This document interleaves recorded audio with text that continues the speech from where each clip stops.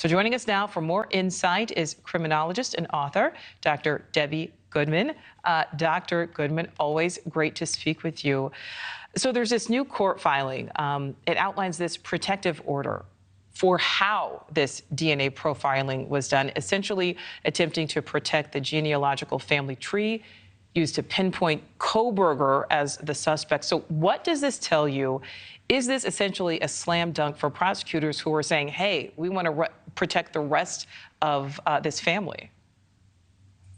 Right. Well, as always, Nichole, good afternoon and a pleasure to join you. This is such significant evidence and revelation, and your intro is spot on because now we deal with data analytics, we deal with numerics, we deal with science.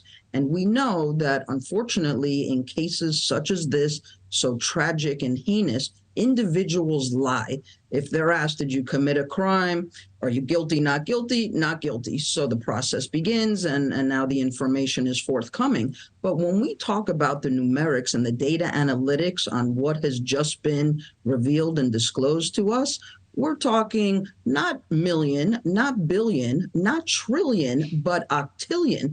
I mean, that's just a numerical value that we don't even traditionally use, let's say, in mainstream society. But DNA, Nichole, does not lie. People lie. This is huge evidence. This is extremely significant for this prosecution in presenting his DNA at this crime scene.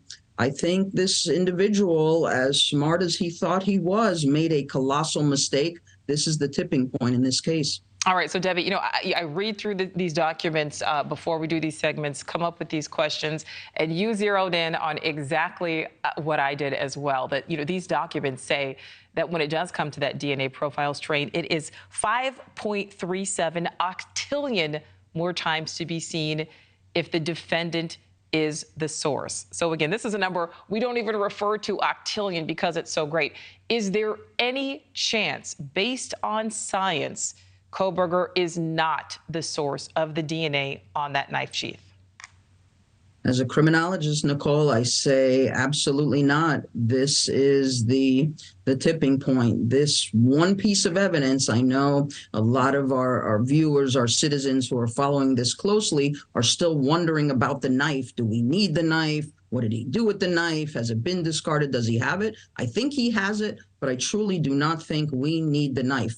This knife sheath, it's small, but beyond significant. It puts him right there at the crime scene. DNA doesn't lie.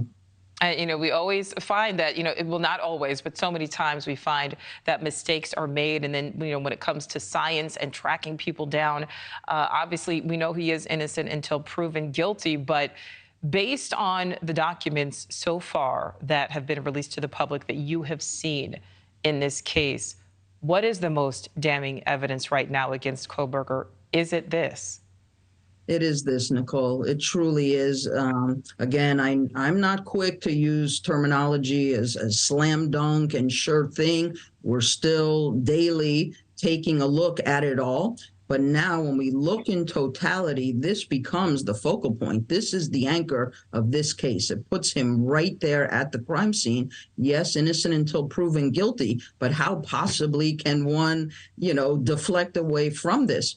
There will be other things, of course, forthcoming. I think the digital evidence is also very significant here, even though, you know, some may say, well, it's circumstantial. But again, in high-profile cases, murder cases, quadruple murder such as this, circumstantial evidence is key. We're going to find out forthcoming that there was communication, one-way communication, meaning he did reach out to two of these victims on social media. No response, no reply from them. It still shows affiliation, association, and selectivity.